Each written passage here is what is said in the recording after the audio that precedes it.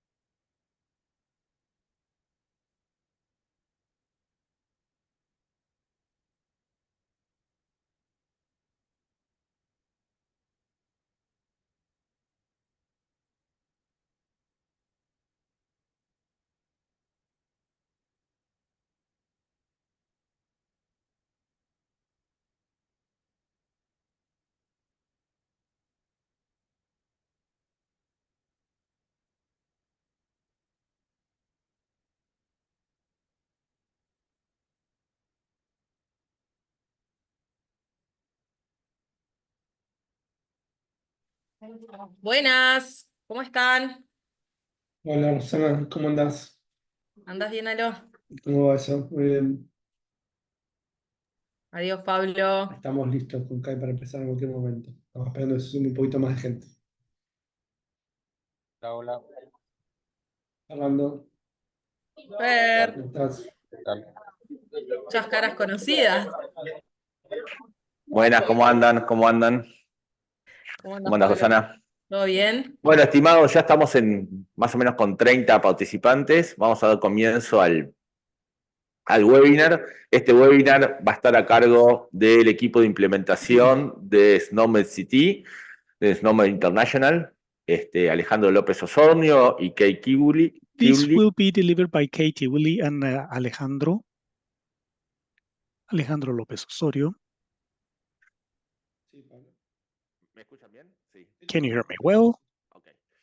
Yes, we can hear you well. Porque tenía el otro canal puesto por eso. Tengan en cuenta que este es Okay, so make sure that it's just for you to know that this webinar will be split into three. Alejandro will give you the details later on, but we're going to be talking about the terminology Subtrack so that we can work on the local codes and the codes that we are using in the IPS LAC implementation for track 1 test, track 2 for the next Connectathon also. And so that you can use your own systems of clinical records and vaccination so that you can work and perform the tasks that we will be carrying out. So I hope that you will take advantage of it. You will have an introduction on the terminology Subtrack that will be deployed next week in the node that you already have, and also how to consume it, as well as the mapping tasks that are necessary. So let me hand it over to Alejandro and to Kay, and thank you so much for being here present. Thank you so much for participating as partners in all of this work that we are doing with the technical teams from the countries so that we can successfully make it to this year's Connectathon. Thank you. Thank you, Pablo. Thank you for the invitation, and it's a pleasure for me to participate here.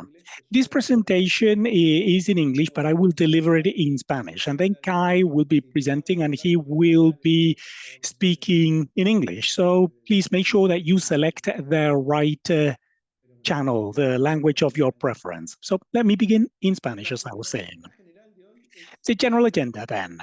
We're going to take a look at these Subtrack, an overview, what it's all about. Also, Carlos, Pablo, Fernando, if you see that there's anything that needs to be added, please feel free to interrupt me. This is the first time that we're doing this all together, so please feel free to do so if there's anything that I'm missing out. We're also going to be talking about the tools that have been added in the country nodes, And we will talk about the clinical use cases, the required terminology, bindings, and maps, and also the plan on what we're going to do so that you can have the support for the technology that you're using during the Connectathon. We'll look at the next steps, when the next meeting will take place, and some of the tasks that need to be completed.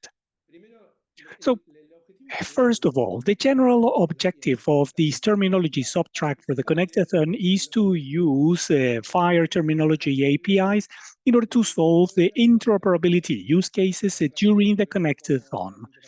We have seen the interaction with different servers, the EHR, so that we can look at the information from the patient. We have the technology, we're going to have the patient manager, a terminology server, we're going to have an EPS, and that'll go to the FHIR server. That's the general model with the different interactions that we may have. It's similar for us what we have done for vaccination. But what are the operations and what's the objective of what we're doing? It's always going to be communication between the electronic health record and the creation of standard FHIR resources. And interoperability then implies having a FHIR resource. And the electronic health record will have a standardization. I mean, it will issue it and then it will receive it. So when we use the local terminology, we're going to look at standard terminology when they use SNOMED. But if you have a local terminology, then this is going to have to be mapped to the standard terminology. But the same thing when the content comes back, it'll come back in standard terminology, and in your health record, you're using local terminology, then we have to map this standard terminology towards the local terminology. So for example, for vaccination, you might local go ICD-11. You may also, for diagnosis, for procedures and for allergies, you might use local information, and that's going to be mapped to SNOMED CT. You might have a SNOMED country extension. Uruguay, Chile does not quite have an extension yet. But if I have a code from Uruguay, I cannot send it. So it's got to be mapped to SNOMED CT International. And the same thing when we receive the information. So if I use local codes, then I'm going to have to map what I receive into the local map. If I receive a SNOMED international code, then that's also got to be validated. And we can have a look at some of the operations if you're going to be having a mapping or a translate between one system and another, or a validation. And sometimes you have to use a local version, for example, a code of the FHIR document,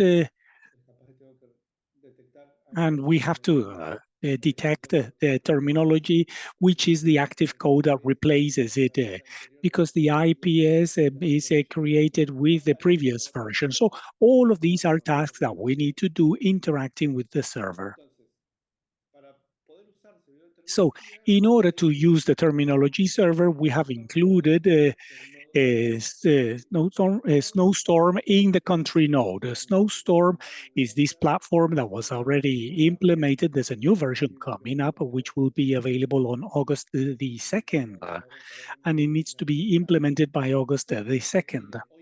Which currently has a happy FHIR, which is the FHIR standardized server. It has two middlewares, one for the IPS and one for the vaccination certificate. They solve and facilitate some actions with the generation and distribution of those documents. And it has an IPS viewer. If you have a LACPASS IPS viewer then. So that's what it had. This is the version that you know.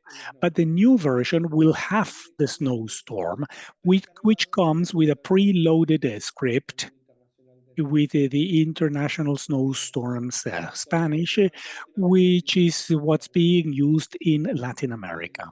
So you will need to upload this if the specific information for a country. Well, that's precisely what we're going to be talking about and what we're going to be addressing. But for most of the countries, loading the international version for the Connectathon should be enough. So if you have your own snowstorm, you're not going to use this one. Snowstorm that is installed, you will see that has two parts. It has the Fire API. We're going to show you that. And you also have the browser, the SnowMed browser, which navigates the content that is within the Docker.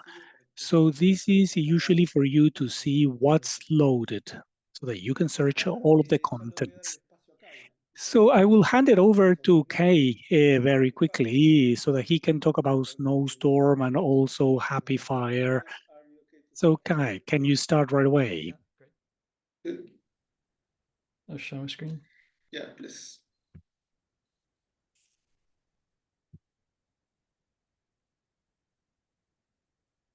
You can see? Yes, we can see it. Great, thanks. So Alejandro started the introduction on what is Snowstorm. So Snowstorm is an open source terminology server developed by myself at Snowmed International to specialize in SNOMED CT and leverage some of the capabilities of SNOMED, not all of which are covered in generic happy implementations. It's based on Elasticsearch as a storage mechanism or database. It has two APIs, and we always recommend that people use the Fire API that it has. There is another API, and if you use the browser and you look at the API request that's going to the SNOMED API, we don't recommend integrating with it because it's non-standard and it could change. So yeah, I'll focus this presentation on the Fire API. It's worth saying that the Fire API in Snowstorm can also host other code systems if needed, like ICD-10 or pretty much any other code system. So when we talk about a Fire server, we're usually talking about a server that concentrates on all the other parts of the clinical domain. You know, the patients, the clinical records, the medications, diagnoses, records, you know, the patient data. But there's this one module in the Fire specification terminology. And when you're using a code system or a terminology that has some special capabilities like SNOMED, it's common to have a separate Fire terminology server that just deals with the terminology module. So that's where Snowstorm fits in. I'll go through this quite quickly because many of you are probably already familiar with these resources in the Fire API, in the terminology module. But the three core resources are the code system. So that represents a specific release, maybe of LOINC or a specific release of ICD. For this Connectathon, we're going to be using a preloaded code system, which is the Spanish edition, and it also includes all of the international edition loaded into one code system. So it's useful because you can see things in English or in Spanish, depends on how you make your requests. We've also got value sets, and I think a few value sets are being developed for this Connectathon, and we'll briefly go over how to use them. And we've also got concept maps for converting between code systems. So I'm going to cover each of those briefly now in the context of the Fire API and how Snowstorm works. So each of these operations each of these Fire resources have got different operations that are available. The code system lookup is not commonly used, but it's really to take a close look at all the details of a single concept. And in SNOMED CT, each concept has many descriptions, and they can all be used for search, which is a nice thing. They also have, the SNOMED concepts have relationships linking them to other concepts. Validate code and subsumes probably won't be used. I've just given a summary here. The value set is obviously a set of codes which we want to use for some specific purpose. And the main operation is the expand operation, you know, list them out or search within them. We can also validate that a code that we've received is part of a value set. And that's useful for, you know, assuring data quality, for example. And finally, the concept map, the only thing you can do with it is to use it to translate between code systems. I'm going to show examples. Like everything else in the Fire API, you can go to the base of the API, and in the case of Snowstorm, it's /fire, and then that's the base. And then you would put /code system, and that will list the code systems that are loaded into Snowstorm. You can also search them by using a title parameter. And the same is true for listing value sets and listing the concept maps that are loaded. So you can see what you've got. The lookup operation I touched on before. So the standard way to look up a SNOMED code using Fire is to provide this system URI. So we've got snowmed.info/set. So that's the URI, like the generic URI for all SNOMED content in Fire. There are longer versions of this URI if you need to specify a specific release of SNOMED, but this is fine. This will just give you the latest version. And we can look up all the details about a specific code. I'm going to touch now on subsets and maps because they're more useful and more relevant for the Connectathon. So a subset is a set of codes that are useful for a specific purpose. I think a few small subsets are going to be developed just for the testing purposes in this Connectathon. So some examples could be that we've picked 3 concepts which are clinical findings, and then typically those concept codes will be recorded as a group. And in Fire we would call it a value set. But a subset is like just a set of codes. So there's various use cases of subsets. We're concentrating on I think constraining search and data entry. So this is like terminology binding. These set of codes are relevant for a specific field in a Fire resource or any information model. Alejandro will talk more about that in a moment. But there's other use cases for subsets. It could be to identify a group of patients for analytics or some reporting or decision support. So how these subsets are used in Fire is via value sets. In Snowstorm, you're able to reference value sets in many different ways. And that's really how we expose some of the power of SNOMED-CT. And the one that's particularly powerful are these two at the bottom, where we can list all the concepts of a specific type. For example, we could say, give me all the concepts in SNOMED that are an infectious disease, for example. And that's useful for reporting and clinical decision support. We're going to keep things simple for the Connectathon, and we're going to use just named sets of concepts. And we're going to develop these small sets of concepts which we were given a name, and then you'll use the URI of that value set to reference it. And how do we reference it? So typically you want to expand the value set to see what's in it, or maybe search within it. So the standard way in the Fire Terminology API is to use the value set resource and to use the expand operation. And then you need you only really need one parameter. The mandatory parameter is the URL, and this is kind of the identifier of the value set that you've uploaded into the terminology server. In Snowstorm, you can also specify what language you want to see that value set come back in. So you'll always get the code, and you'll also get a display string against each code. And by specifying a language of EN or ES, you can see the codes expanded in English or in Spanish. Because we've loaded, we'll preload the Spanish edition, which contains both languages. And this display language also affects the search.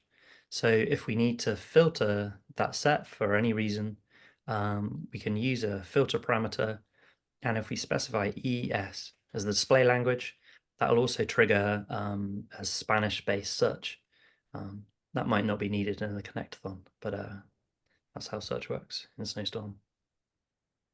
I'm nearly finished. The last thing is about maps, and then I'll let Alejandro come on to more about terminology binding.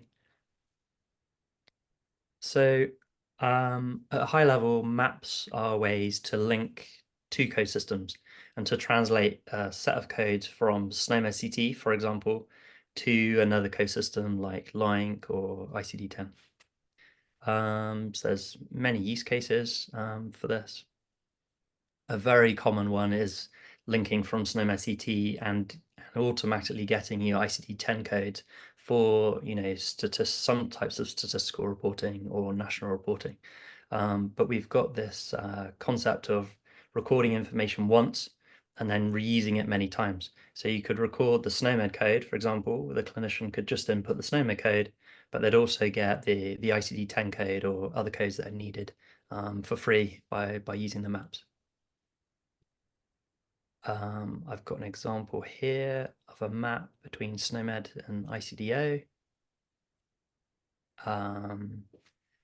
Another example is from SNOMED to ICD-10, and this is an example of a slightly more complex map where about 10% of the map rows involve some sort of rule.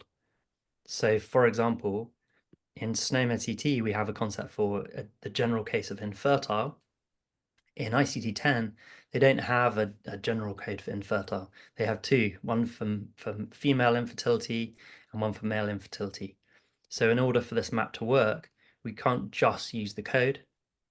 We need a bit more information. We need the gender of the patient as well for mapping.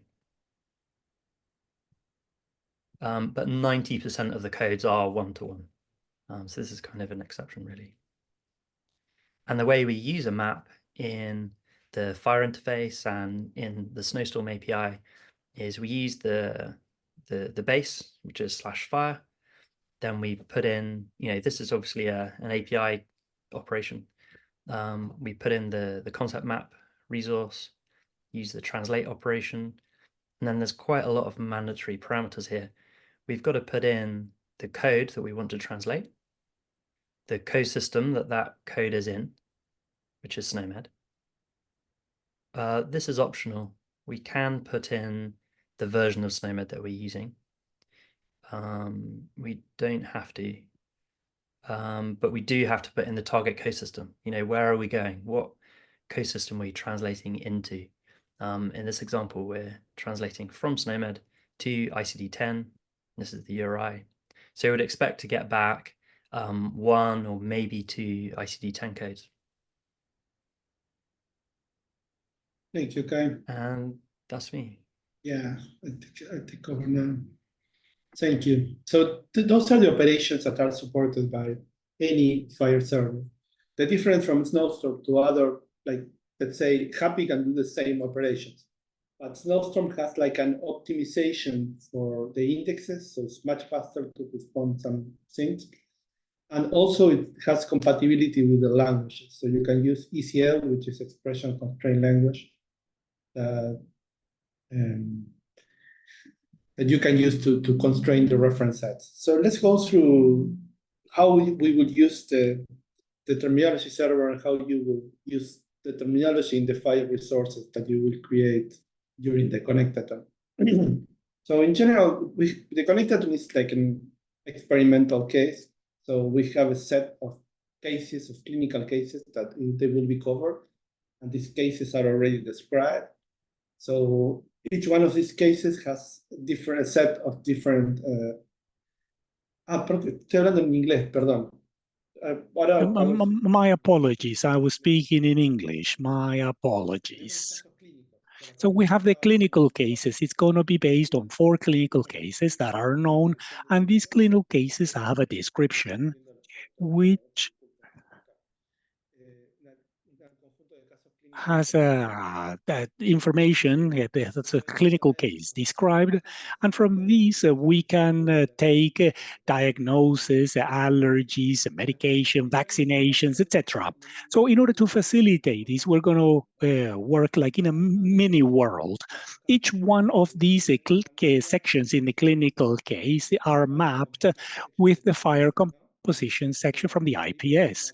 So the IPS is a composition, it's a bundle that has this fun for all this composition, and these sections include them here. So pathological background information, previous diseases that the patient has already suffered, they are described in the clinical case that has been described. They will be used with the condition IPS. So that's the fire resource that will be used to describe the disease. The binding, terminology binding, this is still being defined, but the conditions will be part of the profile or in the next implementation guide. From IPS for Latin America, the preferred one will probably be ICD-10.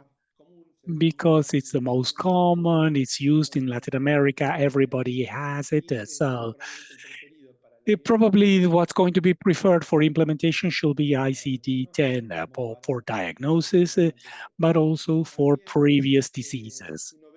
Also, if we look at the IPS International Guide, the preferred one is SNOMED. So both of those will be there. But when you put the preferred one, you're saying that the ideal within this context is to use that one that's stated there. We could use both of them, but we must always try to comply with what has been said in the preferred terminology binding.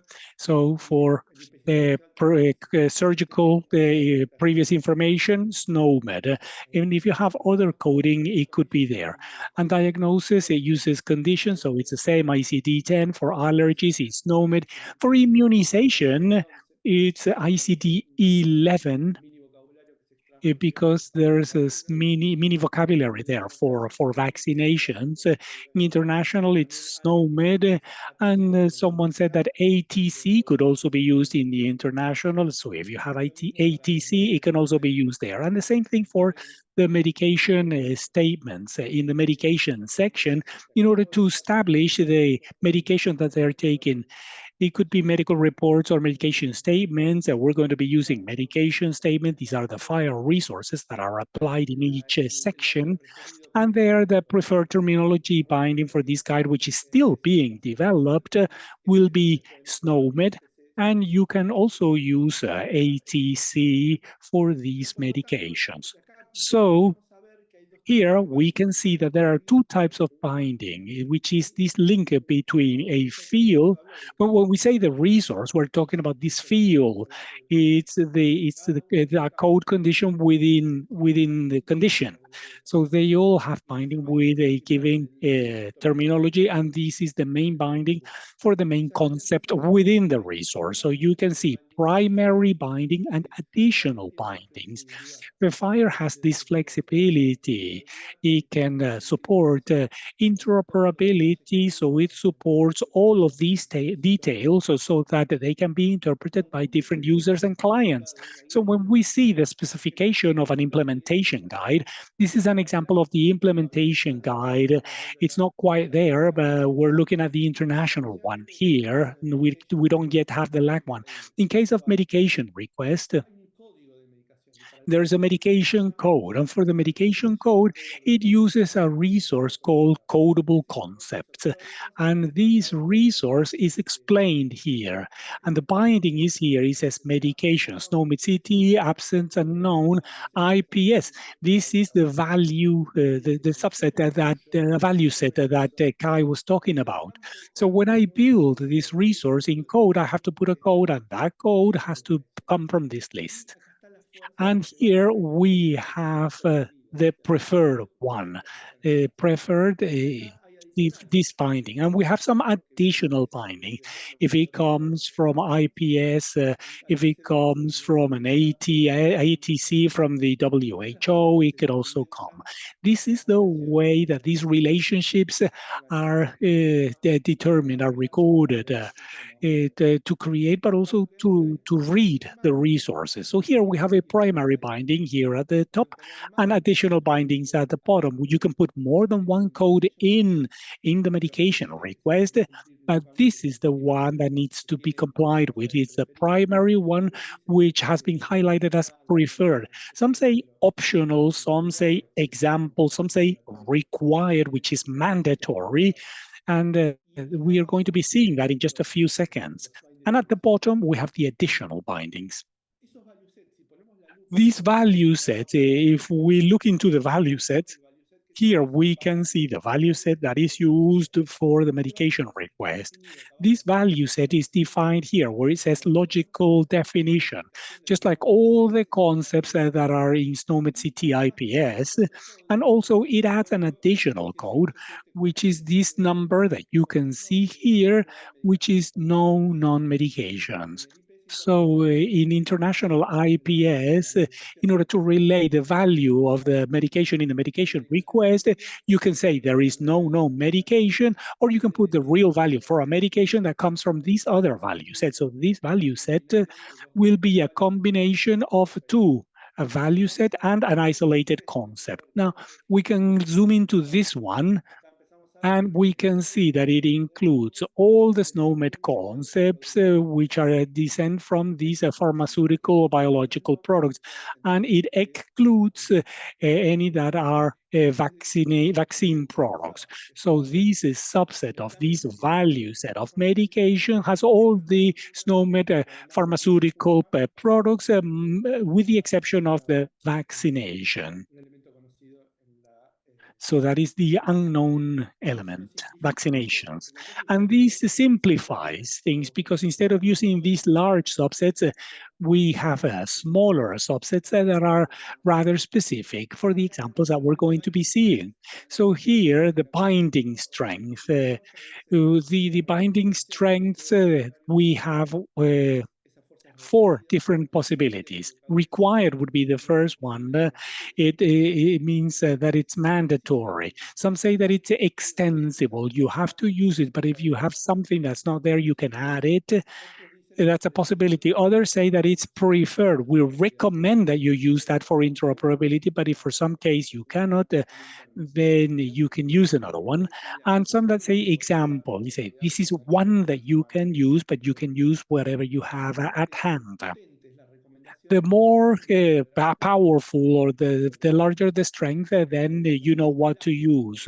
When it's more flexible, well, you receive a document and you might understand the code and they might not understand the code.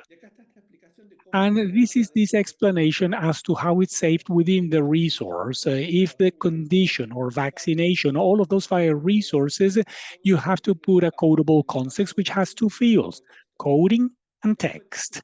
In text, you can say a text that describes it, vaccination for influenza, or whatever you want there that represents that entity that you have just coded. But in coded, you can put multiple ones, 0 and asterisk. And here you can have multiple codes for these concept that you are coding. And the codes have a system. For example, the system could be SNOMED and the second one could be another one. And you have a code which is ICD-10 or SNOMED. It has a display, which is the terminology that is used in ICD-10 and also in SNOMED, and also the possibility of translation into different languages with a given nomenclature. So you can include the text in different languages within each code. Let's take a look at some examples. This is a condition resource. It can be used, for example, when looking at problems, or let's take a look at it. This condition resource has a given ID. This is the ID here. that will remain in time, and it has some metadata, the clinical status, it's active, verified, confirmed, category, it's a problem list item, and the codes. And in the code, which is the codable concept, we can see that it has two codes. The first one, which is ICD-10, it says hypertension, that's essentially primary, and that is the code there at the top. And at the bottom, it has a SNOMED code, which has a version. This is the IPS version. It has a code and it also has a display.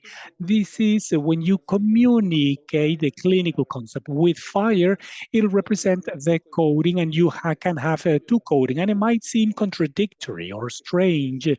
You know, they're not exactly the same. So maybe one's more specific than the other. It doesn't matter. This is the best representation of the clinical entity that you are communicating and their corresponding terminologies. And the objective of communicating multiple versions is that whoever is interpreting, they can interpret the one that fits best. In order to facilitate interoperability, there's always got to be a recommendation preferred, and that's what LACPASS is doing. In all the conditions that you give me, you have to have ICD-10. And we know that we're all going to understand that it's ICD-10 and that ICD-10 can be used. But if someone has something additional, they can add it. You could add a local concept, the code in the medical record from such place. And if it's local, too local, well, if it only exists in my system, it's obviously never going to be helpful for anyone else. But if it's a national or a regional code or from the trade or association, it could be included. So when the SNOMED code is sent, it's always going to be using this system. And that's the way that this resource is built. So let's take a look at how it is built and how it is interpreted. You have two basic concepts. One is exchange, which is what we're going to try in the Connectathon, but also integrate. Within the Connectathon, you should think about how to integrate, not only how to receive that. So we're going to be looking at these flows for the generation of the data to be shared, but also the interpretation of the data received with the objective of integrating. So how do you generate this? The medication or vaccination. So let's say, do I have a code in the clinical record, a code that complies with the primary binding? For example, condition, do I have an ICD-10? If I do, then I just add it as the primary binding within the codable concept, codable code, that's all. If we don't have it, if it's asking me for an ICD-10 and I don't have it, then I need to map it. And this mapping will be done with the translate operation that Kai showed us. Terminology, we have this concept. We can see how it maps with ICD-10 or with SNOMED. And we move forward only when we have the necessary mapping. And this translate can be done on a mapping that already exists. For example, we have SNOMED, and I have to send an ICD-10. I can do it translate, just like Kay showed. And we don't have to do anything. It's already there. But if we have a local code and I have to get it in ICD-10, I need to upload that customs mapping between my codes and ICD-10. We need to store that within the terminology server, do the translate operation on what's on the server. Now, once we have solve the primary binding, then we have to say, do we have more codes or do we have other standard codes, ATC, SNOMED, anything else that I want to add? Yes, I do. Then is it part of a national extension or is it an international one? If it's not part of an international one, then I can immediately add it by specifying the code system. If it's a national one, I might have to do a transformation. There are different ways of doing it. This is an example with Australia, because I'm not too sure how many versions of ICD-10 we have in Latin America. but in Australia, they have their own ICD-10 version. So if you want to communicate an ICD-10, you cannot send the same one. This is an Australian code, remember, but it has been extended so that they know which is the international ICD-10. Sometimes it's just a little extension there. For example, adding a dot or an additional number. There's a transformation that needs to be carried out in order to translate it into the international version. Also, SNOMED Argentina, I cannot send an Argentina. I've got to send out the SNOMED international version, and that can be done with expand that tries to include or that tries to get the proximal concepts, the ones that are the closest between the local and the international version, and then we share the international code. And sometimes we have an international code, but it's the full version. Is the one that those member countries, and we're going to be using that for the Connectathon. But in the real world, we say, I've got an international, but there are some that do not have SNOMED yet. They only have the free version, which is SNOMED IPS. Then we can transform it from the international version into the SNOMED IPS free version. Once I'm sure that it's an international code, then I can add it as an additional code, and then I can add them in the resource. And then the next step is how to interpret the information that we receive when I get an IPS. So we receive an IPS in the interoperability concept. The first thing that needs to be done is using this element, the systems, that property that we have within the code, we're going to see. We get this condition. For example, a medication. Can I understand it? Does it have a coding here? Is it in code systems that I have, because in my medical records we use SNOMED. I can check, for example, if it's there. And if I find the coding that already has my coding, sure, I've understood it. And then we can import this within my repository, which means interpreting it. Otherwise, it would just be showing that information. And what I want is for the doctor to take advantage of that information, and in order to complete the electronic medical record based on what they've gotten from IPS. So there's usually a manual validation step. This is the IPS, this is the diagnosis and the medication. Do you want to include these IPS diagnosis within the EHR? You can approve it, and that is done manually. And once you include that, the record that is saved is the same as if I had recorded it directly in the EHR. So if, for example, we're looking at a patient for the first time and I don't know them, they have an IPS and we have all the vaccinations, the diagnosis and the medications, we can say these diagnoses will be added into the medical record, this vaccination, and then automatically, without the doctor doing anything, the information that was created in the other system is stored in mine and is fully integrated. And this is very important, integrating it from different sources.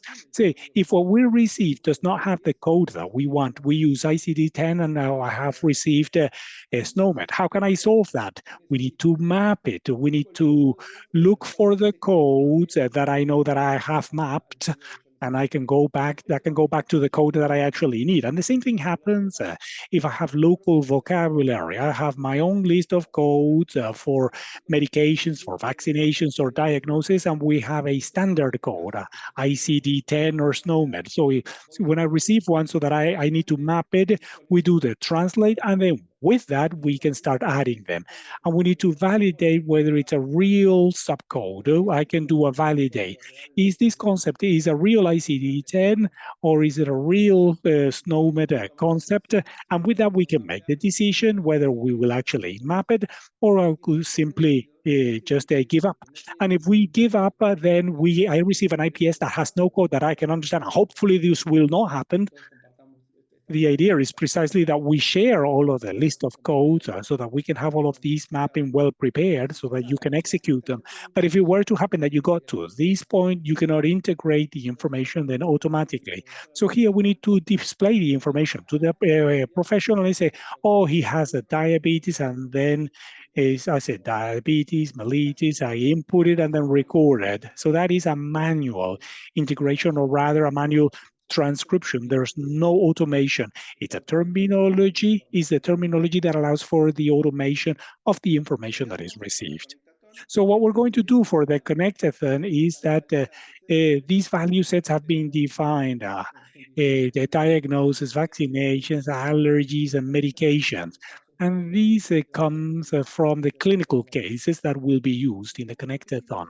And the objective here is that you need to map this with the terminologies that you use.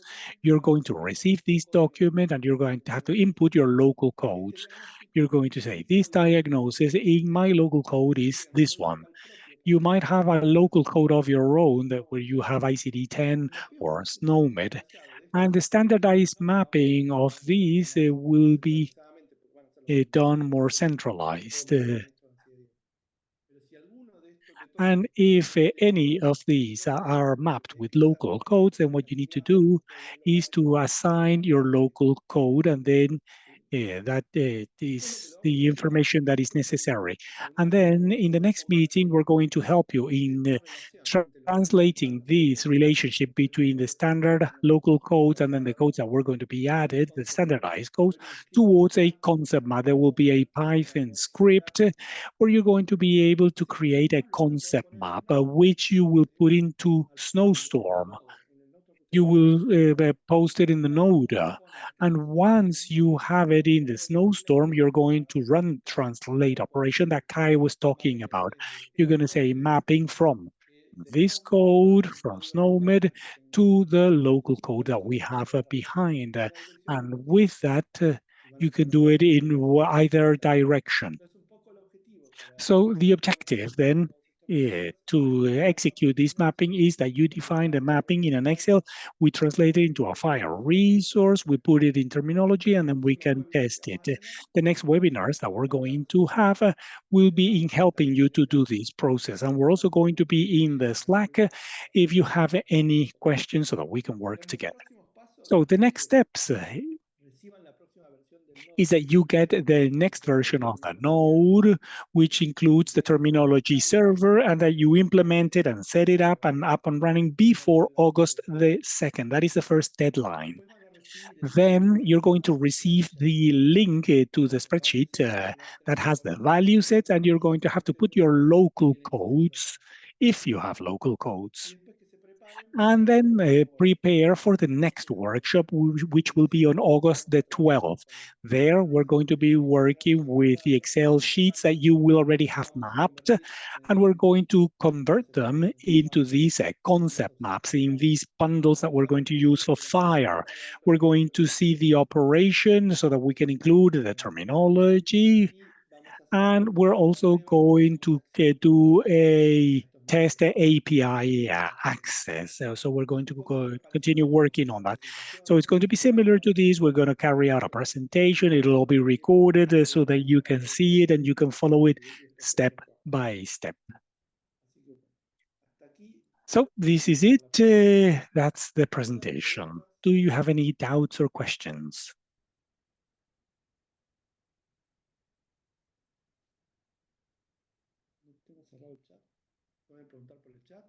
You can write on the chat pod, or you can open up your microphone. Pablo, Carlos, Fernando, any comments?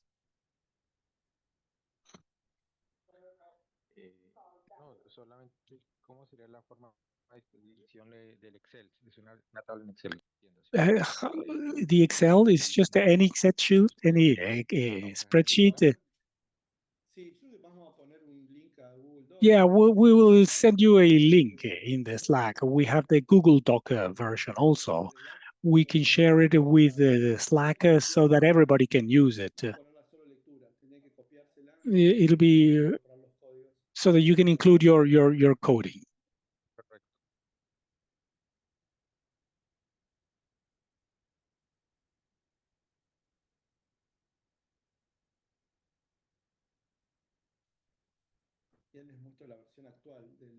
I'll show you the current version of the Excel.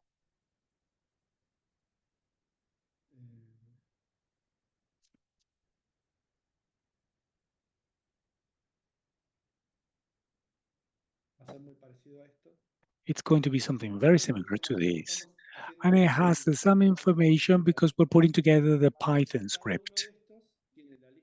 Each of them has the list of code and it has columns for the local code, which is the one that the node will fill out, and then ICD 10 or 11 and SNOMED. Some, like medication, these will be empty, but we've done it with the exact same format so that the Python script can understand it quickly. Here, the SNOMED values or standardized will be done once by us. It'll be done by the central team.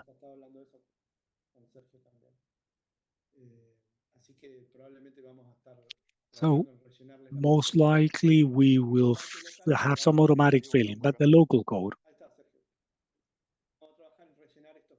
So we're going to be filling this when it corresponds, and if not, we'll might put something in there. But for local code, that's the information that you're going to have to fill out. So we're going to finalize this format and we'll send the link out to you.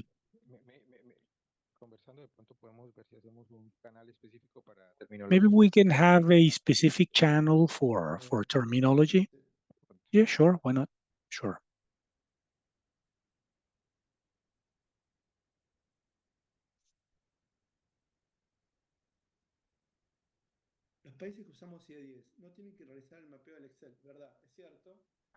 Yes, you're right.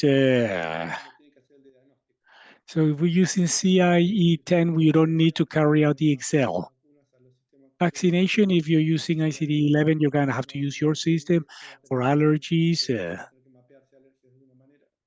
they're going to have to be mapped. Medication, you would have to map it, and procedures you would too. So you would not be doing the first two ones if you have CIE 10.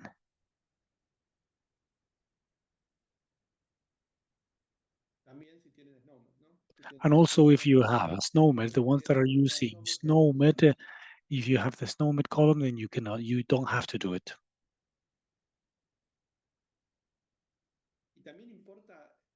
And it's also the system that you're going to be using in the Connectathon. That's important too. Sometimes the country has something, but you're not going to be using the exact same thing in the Connectathon. In the case that you don't have the list of allergies, I don't know how the Connectathon is going to be working in that sense. Everybody does everything. Or for example, if they don't have allergies, they don't do that part of the activity. Is that the way it's going to work? Yes. We would have to see if it's optional, because I believe that it's going to be mandatory. We would have to maybe make some of them optional. Diagnosis at least is, but if they don't have information, that's why there's that code of not having information. So if you really don't have information, even if it's mandatory, they can put in that they don't have any information.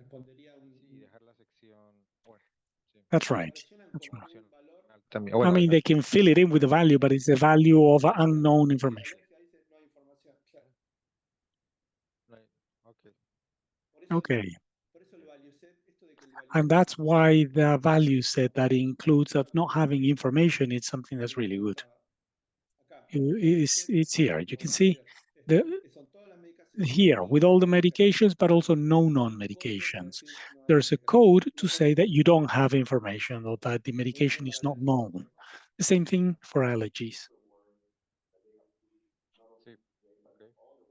Good. But in the long term, it would be good to start including them. Allergy sometimes can be extracted from the list of diagnoses.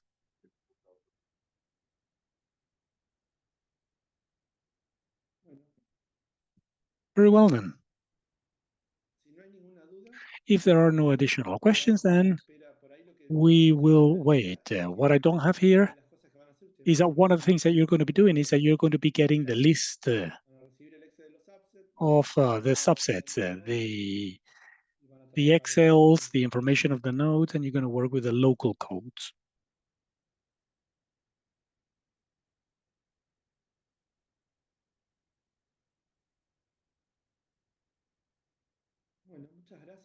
Well, thank you so much. I think that that's it then.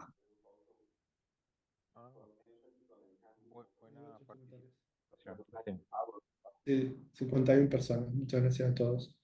Bueno, quedamos todos en contacto por el Slack. Okay, so we'll be in touch over the Slack. We'll continue talking. Thank you. Gracias a todos. Bye-bye. Thank you so much. Thank you. Gracias. Chao, chao. Gracias. Gracias, buen día.